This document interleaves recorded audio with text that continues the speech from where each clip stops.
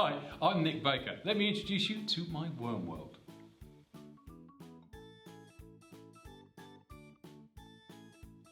Now, if there's a creature that's as mysterious as it is vital to every single human being on Earth, then it is the worm.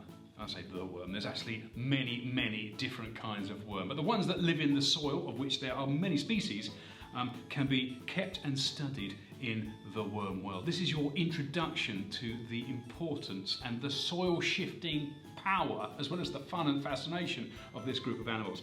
And this is the worm world. It's a beautiful, simple bit of kit, like all the living worlds.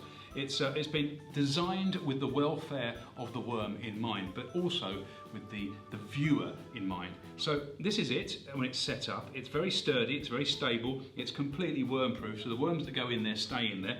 And in order to see what they've been up to, you simply lift this shade off, because of course worms like to be in the dark, and you lift it off and you can see what's going on. Now, all this is provided in the kit, and what we've got here is nice soil, nice humus-rich soil, and we've put these little bands of various coloured sands in. Now the point of that is it helps to see just how much mixing of the soil these worms do. They really are engineers of a good healthy soil.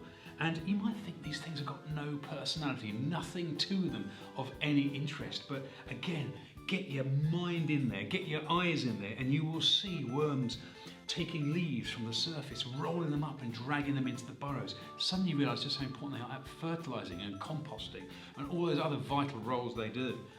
So once you've set up your worm world and all the instructions, all the information you need on how to set it up and how to find your worms and how to place them and which species to use, it's all here in the manual. And let's face it, worms are everywhere, so it's a really easy, user-friendly kit to get you going.